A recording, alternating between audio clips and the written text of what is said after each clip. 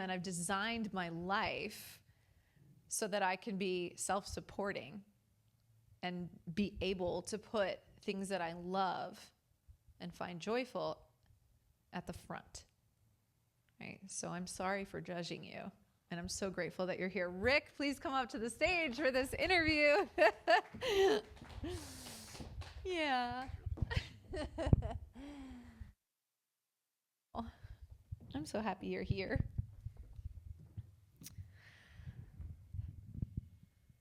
Hello. Hello. What's happening? Rick, okay. We know the theme of the evening is faith in uncertainty, whatever that means to you. Can you take me to a time where all hope was seemingly lost in your life?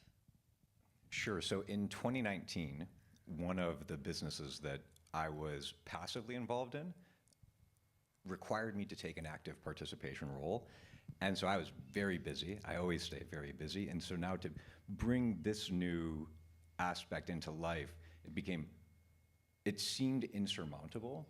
And the risk, based on the way the debt was structured, was very substantial to me. It was a debt that I wouldn't be able to cover on my own. Mm-hmm. And so everything else that was building was subject to going up in smoke as a result of this.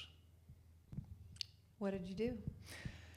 Yeah, I had to create time. That was a problem, is I didn't have enough time. So I was working in real estate investment primarily, and working, just kind of like what you think of when you think of a Wall Street banker, a similar work structure.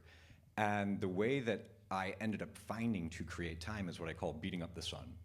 And beating up the sun's a morning routine of being up and moving outside with the sun as the sun is rising. And so instead of waking up at maybe 6:45 or 7:15, getting to work at 8:30, where the inbox is already full and you're at the same pace and the same getting out of the gate with everybody else, when you get up with the sun, many things happen that are very unique and are unexpected. So when the sun sets, it's calming, it's cooling, it's beautiful. It's the end of the night, and the circadian rhythm attunes to that, and it triggers us, okay, it's time to produce melatonin, trigger that it's time for sleep. But the sunrise is warming, it's invigorating, and you see this substantial change in temperature from the cool, dark morning through the rising sun, and you get this catapult out into the day. And so that energy is a massive, massive creator of efficiency that creates time. What also is happening is to get up earlier, you go to bed a little earlier, and at least in my case, and I know many people's cases, our kind of least productive time or maybe not as good behavior kind of happens at the end of the night. And so by cutting out that last hour and adding an hour at the beginning of the day was like adding 3 hours to the day. What is also happening is you have the world to yourself. And so I had trouble to find time for peace and to clear the mind and to create that space that we need to get centered and to get clear. By going out and having the morning all to there's nobody there. Nobody's taking advantage of this advantage. Very few people. And so you have the world all to yourself. And so in this hour that I do this morning walk, I'm just getting clear, I'm getting relaxed. And in that space, in that stillness, the answers just start showing up. The solutions to your day's problems are getting answered right there, as opposed to like the typical work routine for me was 8:30 a.m., emails, respond to this, respond to that. By 11 a.m., I'm finally done with all that just task work. Now I get to start to think, and then lunchtime comes. And so I haven't even started executing on a solution to a problem of the day, really. It's just tasking.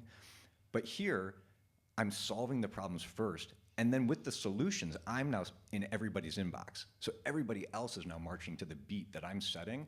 And so by 7:30 a.m., I've got my exercise in, I've got 7,000 steps in, I've got the energy of the sun catapulting me, I have the clarity, I have the solutions, my inbox, I'm not getting the inbox bombardment, and now I just start executing.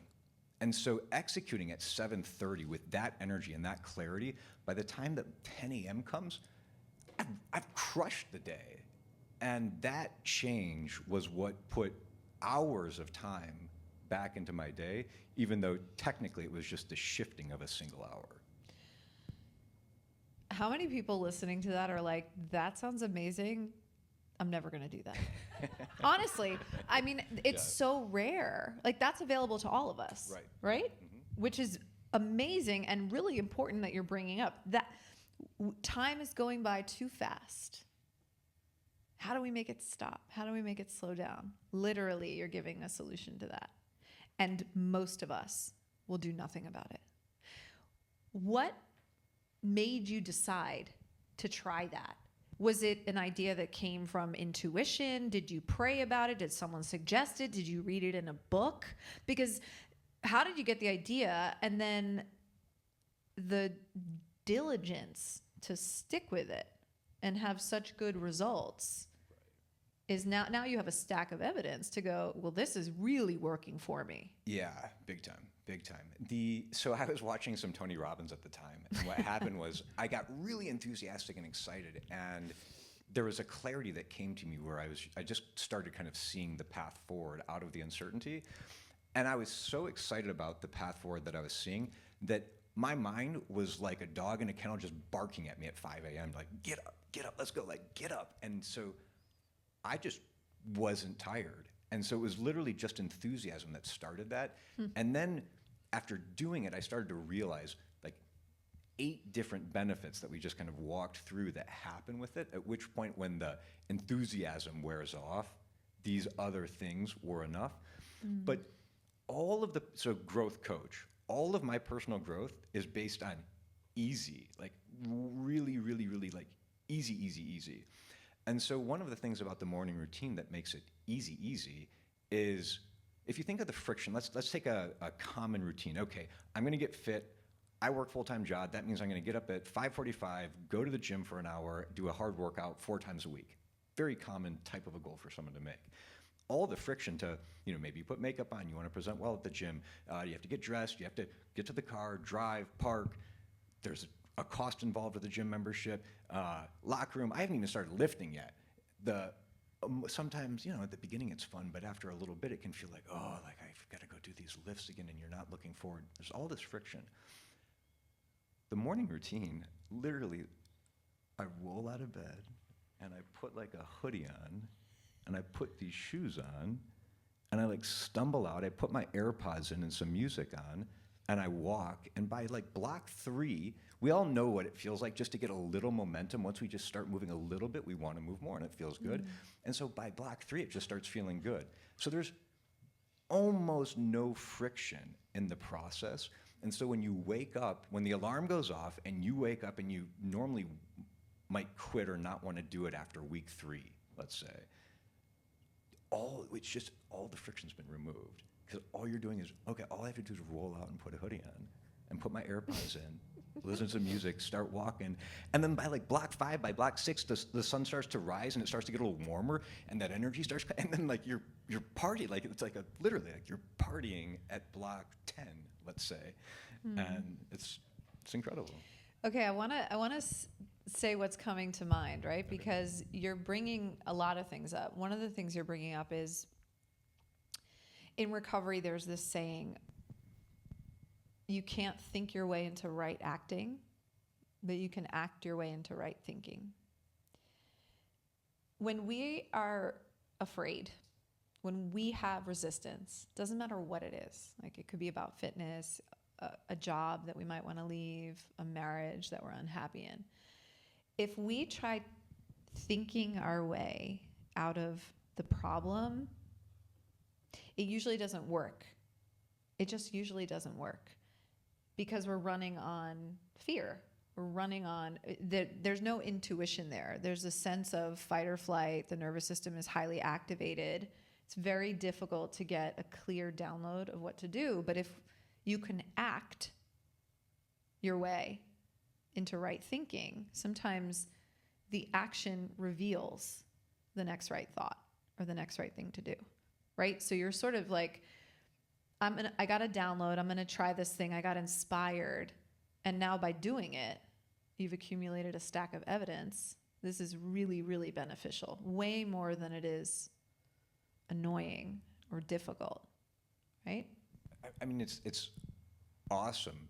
Like by minute 30 into it, you are having a great time. Like you're having a party with yourself outside, getting in tune with the cycle of the universe. And, from the spiritual context, like, and there is nothing more natural than rising with the sun and then setting with that is the most natural thing there is. And so if you think about, why does it make sense? Well, if you harmonize with the pattern of the universe, what do you think happens? Yeah. Tell me about your book. Okay, so 2 books. One, the first one is on creating habits that last, and the second one is about that inevitable time when we create the habit and then you start to slip a little bit, and it can feel like the beginning of the end, and the worry about quitting and feeling like a failure shows up. And so the first one's called Sustaining Change, and the subtext is a guide to goal achievement for the rest of us, crossing out superheroes. And the basic idea is that most of the people who teach us personal growth are superheroes because they've done the work and they've accomplished it, that thing that all of us are going to them to learn from. And most people are already being superheroes in their job, putting food on the table as a parent. Full-on superhero, there just isn't that much superhero left to then go and do all the habit formation and development and to go get to the gym at 6 a.m. every single day. Like, I'm sorry, the single mother with 2 kids working 2 jobs, that is superhero if she can do that. Most people don't have that much superhero left in them. And so the purpose of this book is to suggest and offer what is my solution to personal growth, which is getting it really easy, like making it super easy. And some of the fundamental features of making personal growth easy, one is to delay the time frame. Oftentimes a goal will say, I want to lose 10 pounds in 2 months. And so in order to do that, we've got to do something pretty intense that we might not really like doing. But if we delay the time frame, then what we can do is bring in many, many more options. We could still do that intense thing, but we could also do it walking, or we could do it, we could fill in the blank with so many things that could get us where we want to go. And the difference is that the intense thing, let's say that you do the 2-month thing and you lose the 10 pounds, most likely that intense thing is not sustainable for the rest of your life. So what you're most likely not doing is evidenced by all of the yo-yoing. Most likely what you're not doing is developing a habit that is going to carry forward. For me, I don't really care about 2 months. I care about what's going to happen after the fact. And so when we define the goals in the book, part of the lesson is to not just say, I want to lose 10 pounds in 2 months, but to say, I want to lose 10 pounds in 2 months, and then define what happens after those 2 months so that we get ourselves really thinking about the long term, coaching us then to extend the 2 months, maybe even remove the time frame. And as we do that, starting to identify all the different things that we can do, and then have a period of curiosity. And in this period of curiosity, we're going to try like 20, 30 things, talk to tons of different people. And what we're going to do in the process of curiosity are start looking for things we like. And when we find the things that we like, those are the things that we're going to keep doing. Because what we're going to do is take the discipline out of consistency, the discipline out of habit building, because we're doing it because we like it and look forward to do it. We do it because we want to do it. And when we accomplish that, it gets easy. It gets super easy. And so that's the big point. And many people, if you have a conversation in this regard and you get specific with a person's specific situation, there's a lot of mental blocks, which I totally understand, but they're almost all debuggable. And so part of the message is don't focus on how yet, focus on what.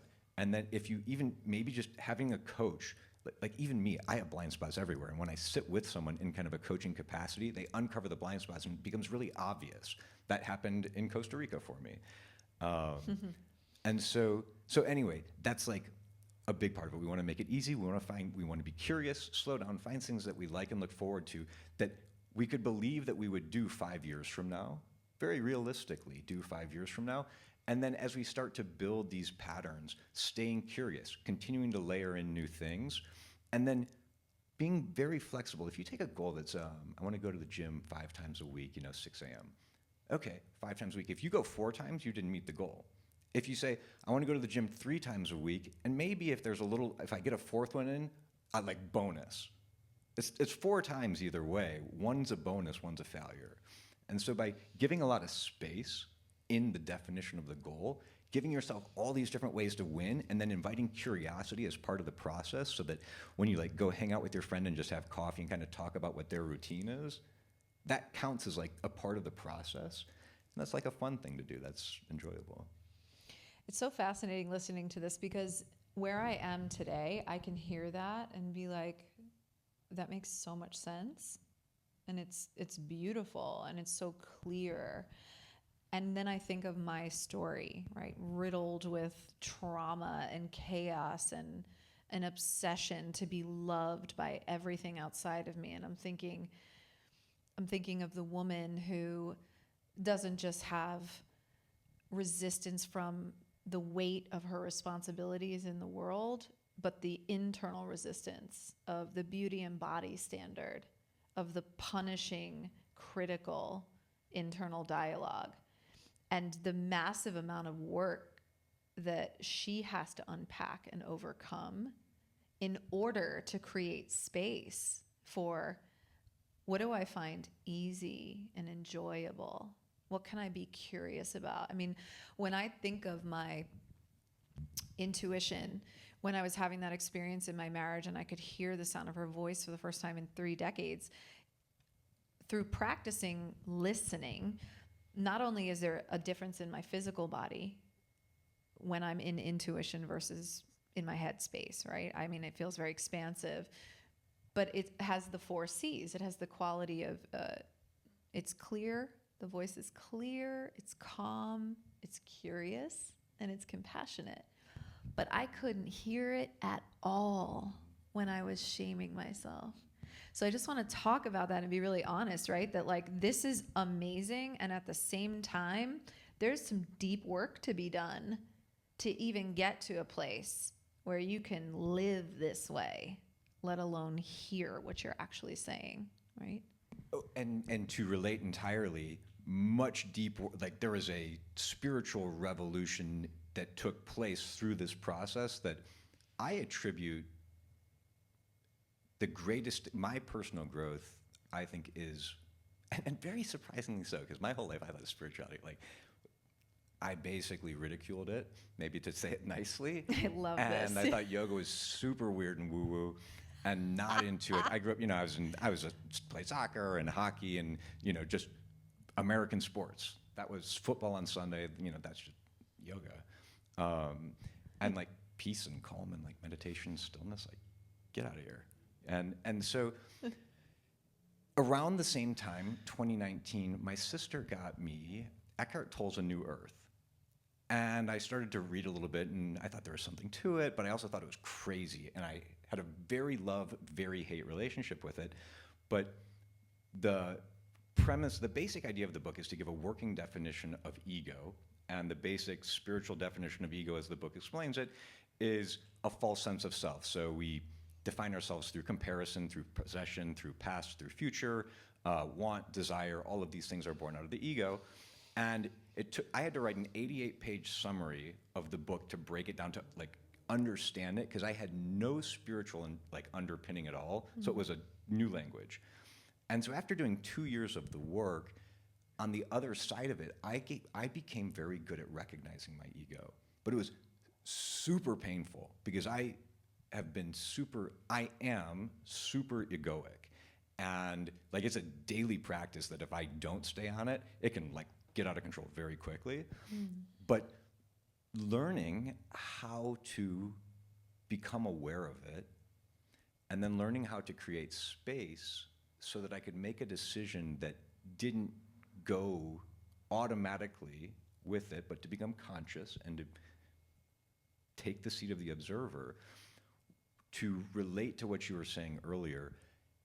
In that space, when you sit in the seat of consciousness and you get space from the ego, focus comes through there, clarity comes through there, mm-hmm. and in that focus and that clarity, things start to get easy. And so it wasn't until that started to happen for me that things could start to get easier. And like the ripple effect into professional life, career, financial freedom, like all of that came, like that doesn't happen without me learning how to create space between me and my ego. Yeah, and I just want to, for a second, like just take the woo-woo out completely, which, by the way, I don't think any of this is woo-woo. This is how I live. But for the skeptics in the audience, on a brain level, when we are operating out of ego, fear, lack, our conditioned mind, our trauma, whatever you want to call it, we are more or less in a sympathetic state in the nervous system. We could also be in what's called fawn or freeze, which is other levels of sort of dissociating. But for most of us, we default to, like this person's coming for my shit, right? Gotta get the sword out, gotta fight, fight for the death. And by taking space, however you do that, if it's going for a walk, if it's rising with the sun, if it's meditating, what's actually happening is you're calming yourself down and getting into a parasympathetic state, which is rest and digest. But what that does is it allows the prefrontal cortex, which is the part of our brain that gives us logic and reasoning, to fully function. So we actually make clearer, better decisions when we take a second, right? So you can call it whatever you want to call it, but there is power in the pause. That's another practical tip you can take with you. So you're amazing. And what I want to do is I want to get off the stage. I want you to stand up and make everybody stand up and give them like a yoga pose or move to end the talk, and maybe something they could say to themselves, whatever you think they might need based on the topic tonight. Okay, great. Everybody please stand. And we're going to do what I call cactus flow. It's a four pose flow. And this is the flow that when I was working long hours in real estate and just discovering yoga, I'd kind of cracked the seal on it. In the 2 minutes we'd have between meetings, where you're back to back to back meetings and you're just sitting and you start to feel like the back starts hurting, the lower back, the brain fog, all the things are setting in, and we can feel our energy is just waning. No longer are we optimistic, enthusiastic. Here's the four pose flow that I would do in 90 seconds. You don't touch the ground. You can do it in a suit, and you can do it in the bathroom. You can do it in your office. You can do it in the airport. I've done it everywhere. You name it, I've done it there. So anyway, we're going to start. I'm going to put the microphone down so that is that okay? Yeah, just put it on the chair. So we're going to begin and inhale, hands to the sky. This pose is called Urdhva Hastasana, but hands to the sky works. And just feel from your feet the energy from the ground lifting up. The legs become active, calves are online, thighs active, glutes active, and energy from the ground is being sent up through the shoulders and out the fingertips. Hands to the sky. Then we exhale to cactus. And in the cactus, we're retracting the scapula, and the heart is opening slightly upward. We're not bending back. And so we feel the heart open. And then we release to a chair pose, Utkatasana. And in a chair pose, we feel the weight in the toes, we feel the weight in the heels, and we're going to bring the weight right to the middle and then slightly back so that we can hopefully sit down just a little bit more. And then we release to a forward fold, keeping a nice generous bend in the knee, very generous bend in the knee. Release the neck, focus on the spine, and just release the vertebra through it. Relax. Now we'll inhale, hands to the sky. This is the beginning of our flow, position 1. Exhale the cactus. Inhale, chair. Exhale, forward. Now the tempo is yours. We'll take this about 2 to 3 more times. But if you say 5 seconds per position, 20 seconds per round, you can do 3 to 4 rounds in 90 seconds.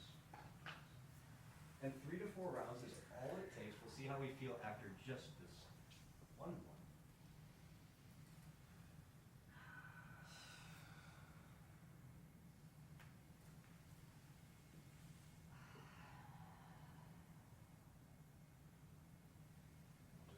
Standing with our hands in prayer.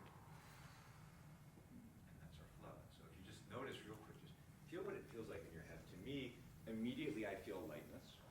I feel buoyancy, elevation. I feel like I'm standing taller. And it's through this, we know that when we are positive, it's scientifically shown, very well proven, that optimism leads to success. Many people think it's success first, happiness follows. No, no, no. Happiness, optimism first.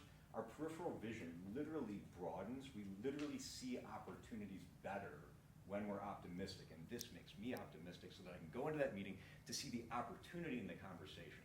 That's the opportunity here.